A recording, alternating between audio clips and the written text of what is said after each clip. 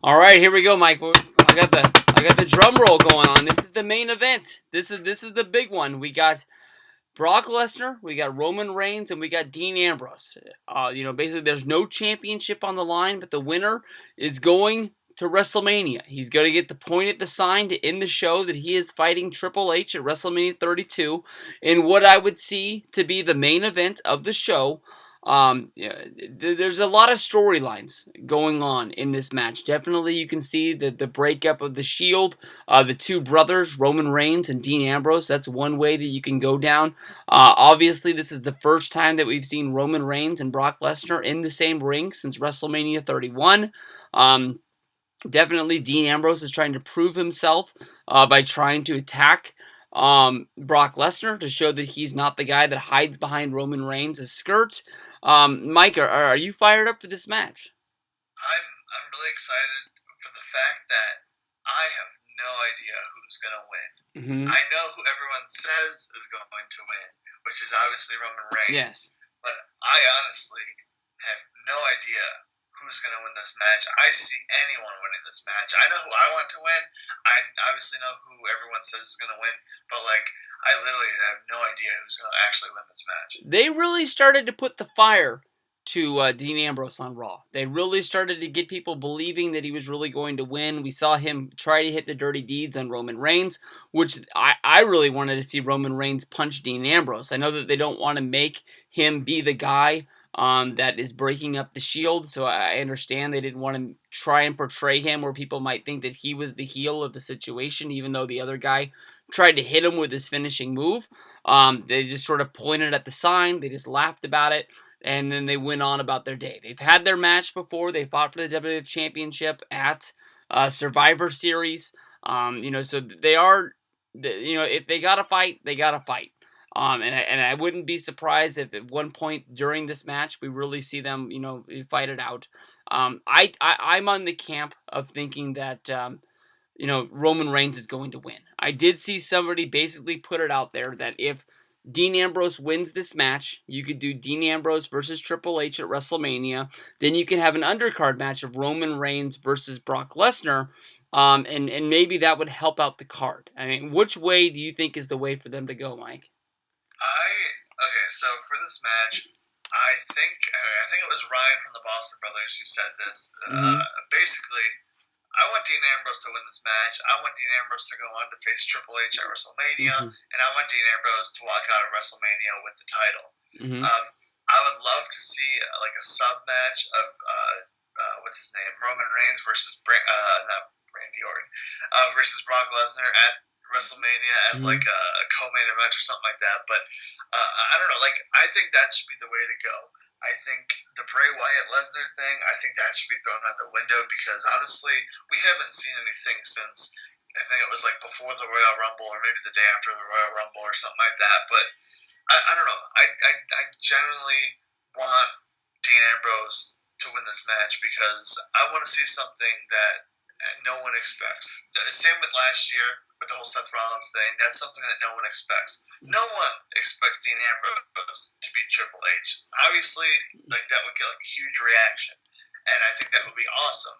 The fact that Triple H is this guy that if he faces Roman Reigns, everyone knows that Roman Reigns is gonna win. But if Triple H faces Dean Ambrose at WrestleMania, can Dean Ambrose actually win the title at WrestleMania? This is a huge deal. That would be probably the biggest underdog that they have on the roster to go up against Triple H. And I think that would be the perfect thing to do. And I think if I worked for that company, I'd be pitching that. I put my job on the line for that because that would be the coolest thing to see. And this match, I'm not a betting man. I don't have money to bet, but I'm gonna pick Dean Ambrose to win this match. I don't know, man. I think if Brock Lesnar winning this, Brock Lesnar versus Triple H, definitely was one of the big matches for WrestleMania 29, as well as that Extreme Rules match and that SummerSlam match. To me, honestly, that feud never really played out, and I think that Brock more than likely is going to be having a match against Bray Wyatt. I think that's the direction that they're going, unless they've killed that whole thing off. Like I said, they haven't touched that feud in a month, so maybe they do have other plans to go in another direction. Dean Ambrose going up against Triple H really is an underdog story where it comes from behind. I have problems where if I don't put Dean Ambrose against Triple H for the championship, I don't really know where he fits into the card. And as much as Dean Ambrose means to WWE, I don't really want to put him as Christian, being in Edge's corner at WrestleMania 27. I don't want to see him just as a like an outside guy trying to help um, Roman Reigns. I don't know what match you could put him in though. But I think that honestly they've been building something here for at least 2 years.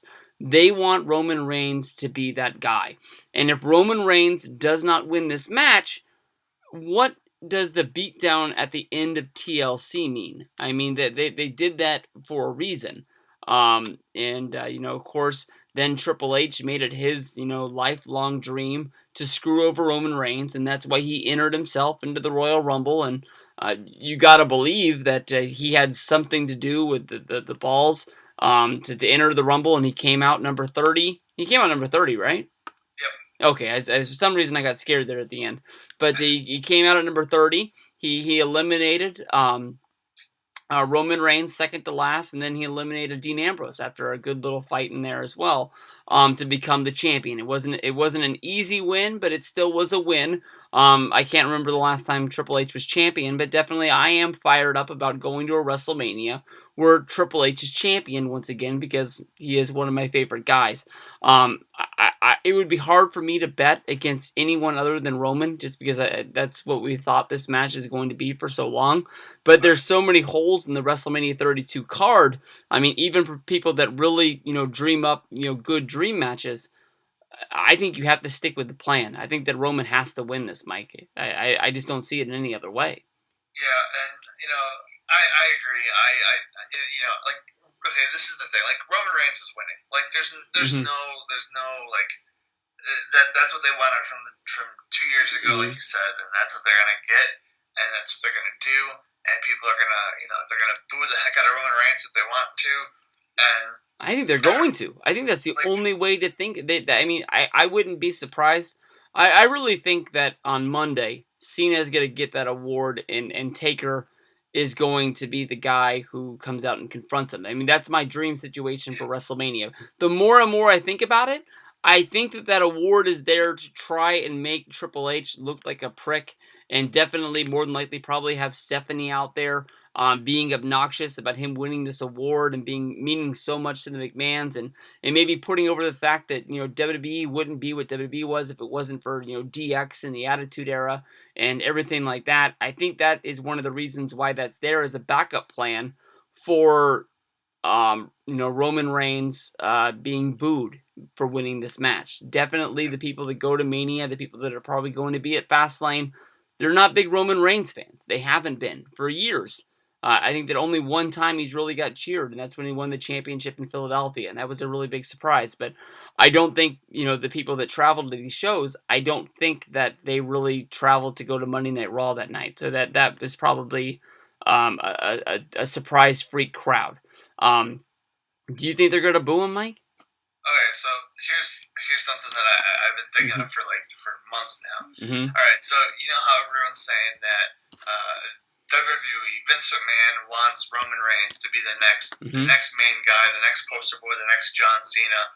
Well, they're doing a heck of a great job because think about it. Years ago, what was John Cena? John Cena was loved by the children, was loved by the little girls, and hated, booed to death by the men, by the older kids that know what they're doing, the older guys and stuff like that.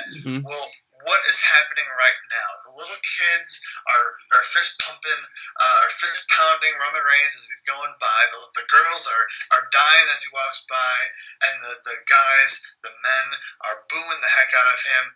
He is the new John Cena, and John Cena is no longer John Cena because, well, you know what I mean. But like, when you go back to Cena, though, I mean, like when Cena was coming up, like before WrestleMania 20, Cena was the man.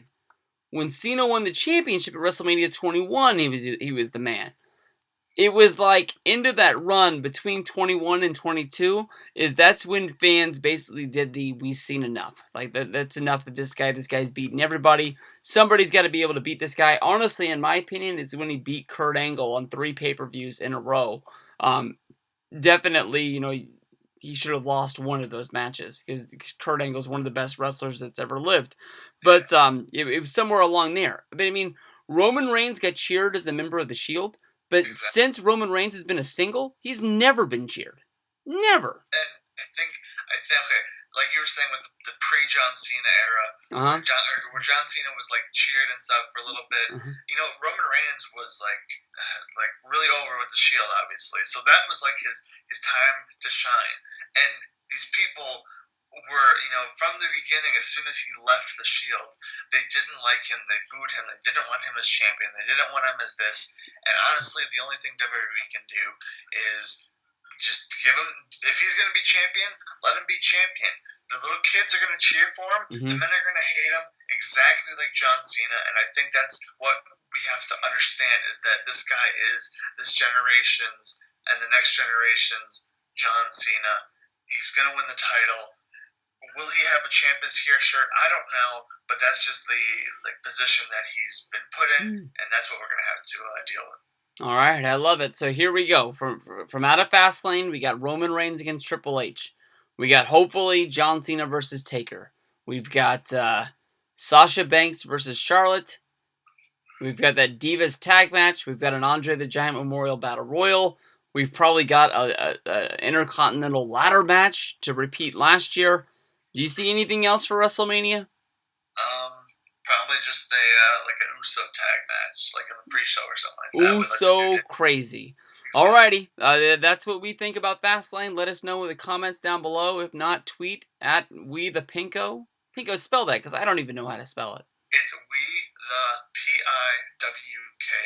Alright, and of course, as always, HBKFan25 thanking me for getting me through this, how many videos did we do? 8 videos?